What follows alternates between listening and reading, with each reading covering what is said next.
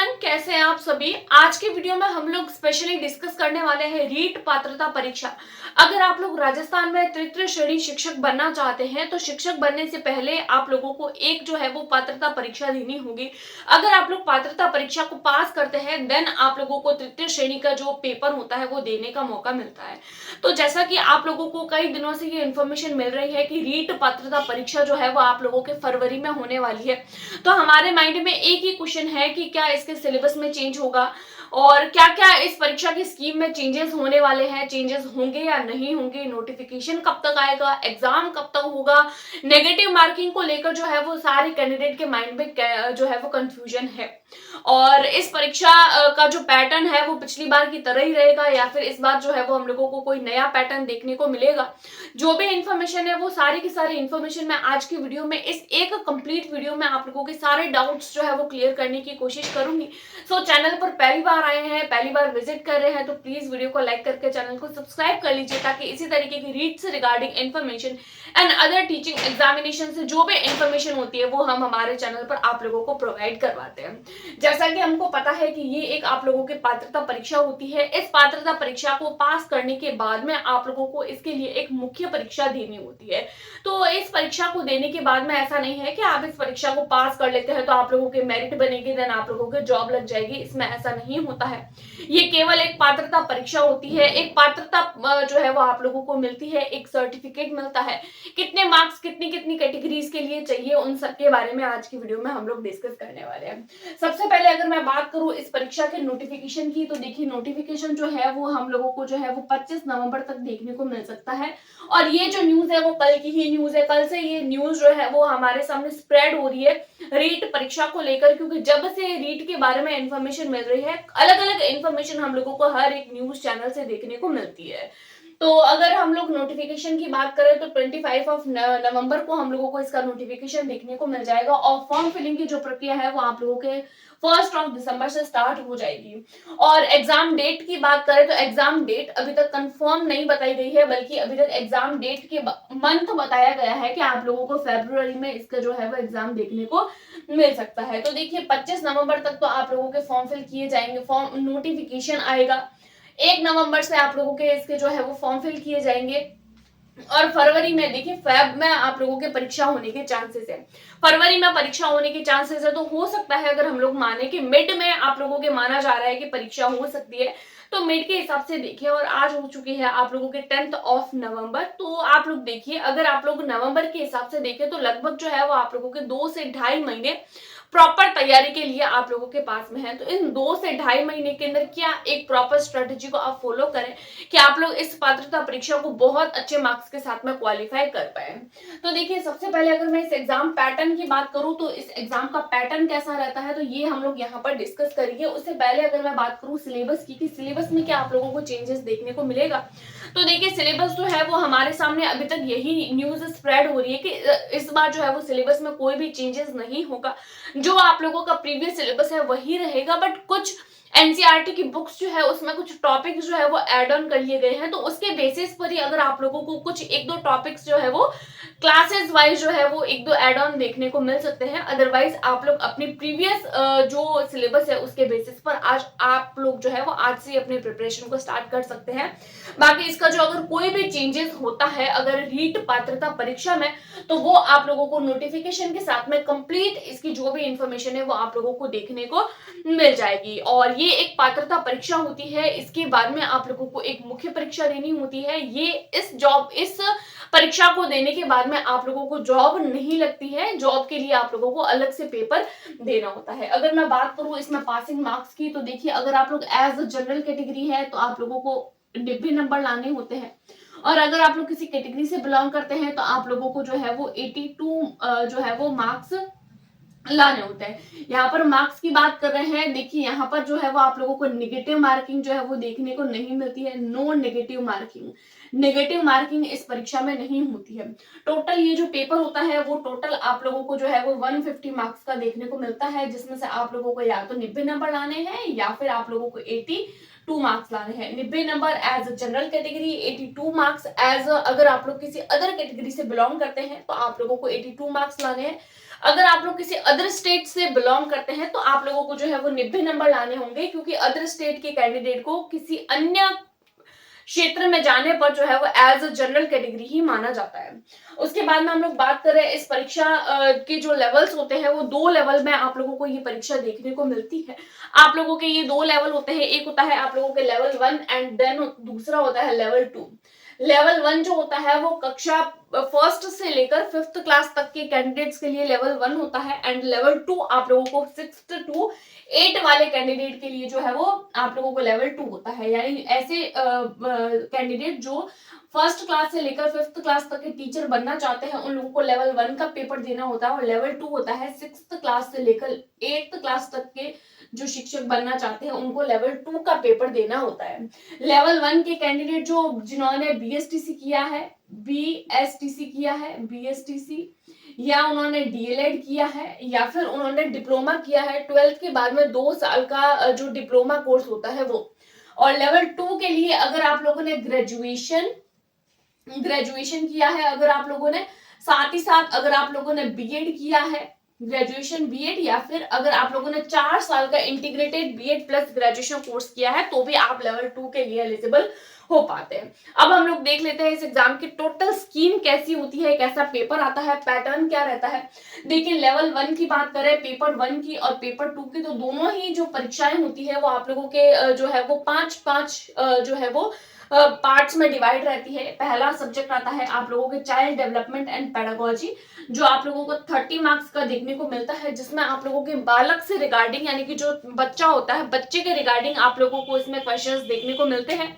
इसमें ऐसा सीटेट की तरह नहीं होता है कि आप लोगों को जो है वो अप्लाइंग बेस्ड क्वेश्चन पूछे जाते हैं, नहीं, इसमें ऐसा नहीं होता है। इसमें मैक्सिमम क्वेश्चन जो होते हैं वो फैक्चुअल बेस्ड होते हैं। आप लोगों को फैक्ट के बेसिस पर इसमें क्वेश्चंस देखने को मिलते हैं। क्या फैक्ट है, मान लीजिए जैसे कि अगर आप लोगों को जो है वो क्वेश्चन जीन प्याजे से रिगार्डिंग अगर हम लोग बात करें, तो जीन प्याजे से रिगार्डिंग आप लोगों को देखने को मिलेगा कि जीन प्याजे की कितनी अवस्थाएं हैं, तो इसके लिए आप लोगों को प्रॉपर याद होना चाहिए कि इसकी कितनी अवस्थाएं होती है। तो उसके बेसिस पर आप लोगों को जो है वो फैक्ट के बेसिस पर ज्यादा क्वेश्चंस देखने को मिलते हैं चाइल्ड डेवलपमेंट एंड पेडागोजी में। उसके बाद में 2 आप लोगों को इसमें लैंग्वेज देखने को मिलती है, एक होती है लैंग्वेज 1 एंड दूसरी होती है लैंग्वेज 2। लैंग्वेज 1 भी 30 नंबर की होती है एंड लैंग्वेज 2 भी आप लोगों के 30 नंबर की होती है। दोनों लैंग्वेज 30-30 नंबर की होती है। लैंग्वेज 1 आप लोग हिंदी, इंग्लिश, संस्कृत, उर्दू जो चाहे कोई भी चूज कर सकते हैं, एंड अदर लैंग्वेज आप लोगों को लैंग्वेज 2 चूज करनी होती है। यानी लैंग्वेज 1 अलग और लैंग्वेज 2 अलग, दोनों लैंग्वेजेस आप लोगों को अलग अलग चूज करनी है। Same language as a language 1, language 2 दोनों सेम नहीं चूज कर सकते। ऐसा नहीं है कि फर्स्ट लैंग्वेज अगर आप लोग हिंदी ले रहे हैं तो सेकंड भी आप लोग हिंदी ले लें, नहीं। फर्स्ट हिंदी ले रहे हैं तो सेकंड इंग्लिश ले लीजिए, उर्दू ले लीजिए, संस्कृत ले लीजिए। फर्स्ट अगर संस्कृत ले रहे हैं तो सेकंड पे आप लोग कोई भी जो है वो अदर लैंग्वेजेस ले सकते हैं।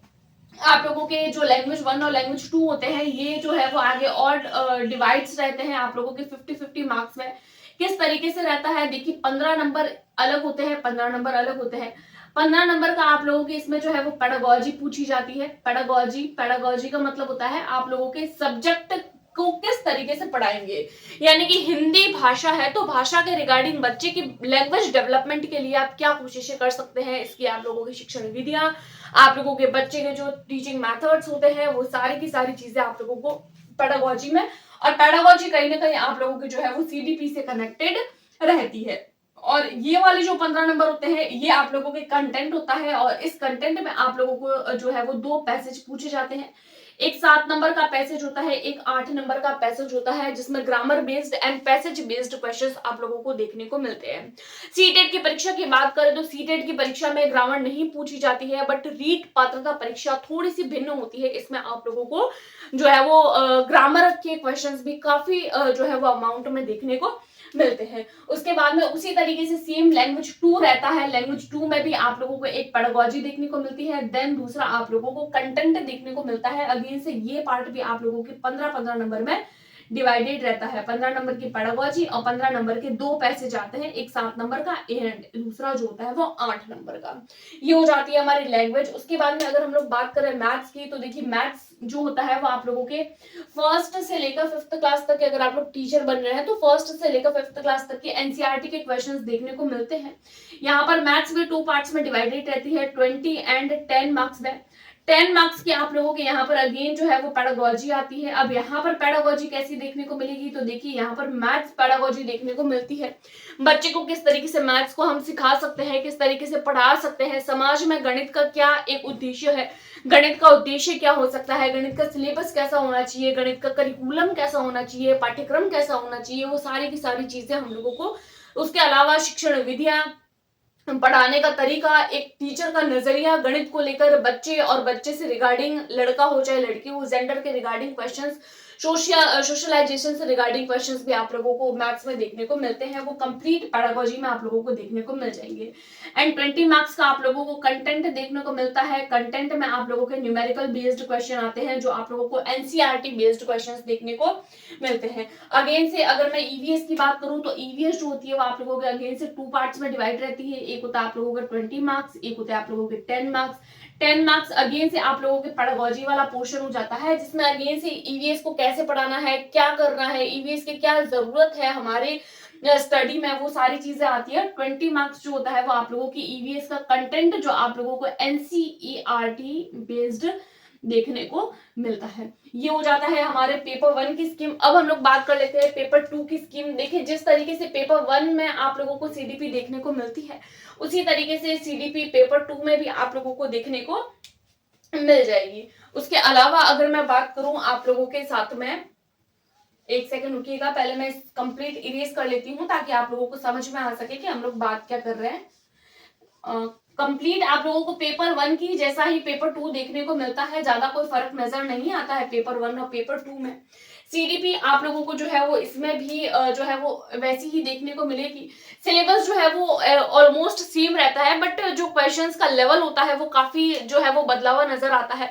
काफी लो लेवल के क्वेश्चंस पूछे जाते हैं पेपर 1 में, और पेपर 2 में हाई लेवल के क्वेश्चंस होते हैं।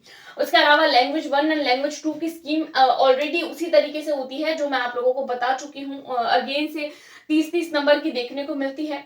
अभी एसएसटी एंड साइंस मैथ्स क्या है तो इसके बारे में हम लोग देख लेते हैं, क्योंकि पेपर 2 में यही कुछ चेंजेस होता है पेपर 1 से। देखिए अगर कोई कैंडिडेट जिन्होंने ग्रेजुएशन किया है, बीएड किया है, तो ऐसे कैंडिडेट जिन्होंने बीए किया है या बीकॉम किया है तो वो एसएसटी वाला पेपर देते हैं, और जिन्होंने बीएससी किया है यानी जो साइंस मैथ्स के कैंडिडेट है वो साइंस मैथ्स वाला पेपर देते हैं। साइंस जो होती है, साइंस में आप लोगों के साइंस मैथ्स वाले कैंडिडेट के लिए जो है वो देखिए मैथ्स होती है वो 30 मार्क्स की होती है, साइंस होता है वो भी 30 मार्क्स का होता है। तो साइंस मैथ्स वाला कंप्लीट पोर्शन आप लोगों को 60 मार्क्स का देखने को मिलता है।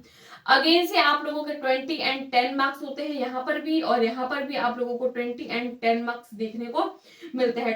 20 मार्क्स कंटेंट के, यहाँ पर भी 20 मार्क्स कंटेंट के, 10 मार्क्स पेडागोजी के। साइंस और मैथ्स को किस तरीके से पढ़ाना है, क्या करना है, इसका सिलेबस क्या है, वही जो बाकी सब में पढ़ना होता है वही सारा पढ़ना होता है। बस उसमें ईवीएस है तो ईवीएस के रिगार्डिंग, इसमें साइंस है तो साइंस के रिगार्डिंग, मैथ्स के रिगार्डिंग। एसएसटी कंप्लीट जो होती है वो आप लोगों की 60 मार्क्स की होती है, और इसमें जो है वो 40+20 का रेशियो रहता है। 20 मार्क्स जो होता है वो पेडागोजिकल होते हैं एंड 40 मार्क्स आप लोगों के कंटेंट बेस्ड होते हैं, जो आप लोगों को कंप्लीट जो है वो आप लोगों को एनसीईआरटी बेस्ड पढ़ना होता है। अब हम लोग बात कर लेते हैं इसकी प्रॉपर स्ट्रेटेजी क्या हो सकती है, क्या एक प्रॉपर स्ट्रेटेजी को हम लोग फॉलो करें कि इस परीक्षा को हम बहुत अच्छे मार्क्स के साथ में क्वालिफाई कर सके। क्योंकि देखिए नेगेटिव मार्किंग आप लोगों को इस परीक्षा में देखने को नहीं मिलती है, और टोटल ये जो पेपर होता है वो आप लोगों के 150 मार्क्स का पेपर होता है टोटल पेपर, और 90 नंबर आप लोगों को लाने होते हैं। बट हमारा टारगेट हमेशा यही रहता है कि हम 120+ तक का टारगेट रखें। नेगेटिव मार्किंग देखने को नहीं मिलती है। अगर आप लोगों को इस परीक्षा को पास करना है तो एक ही बात का आप लोगों को ध्यान रखना है। सबसे पहली बात, आप लोगों को एज सिलेबस पढ़ना है। अपना सिलेबस जैसे ही आता है आप लोग फटाफट से डाउनलोड कर लीजिएगा, या फिर पुराना सिलेबस मैंने भी अपने टेलीग्राम पर ऑलरेडी शेयर कर लिया है, वहां से भी ले सकते हैं। अदरवाइज आप लोग अपनी इसकी ऑफिशियल वेबसाइट पर जाकर वहां से भी देख सकते हैं।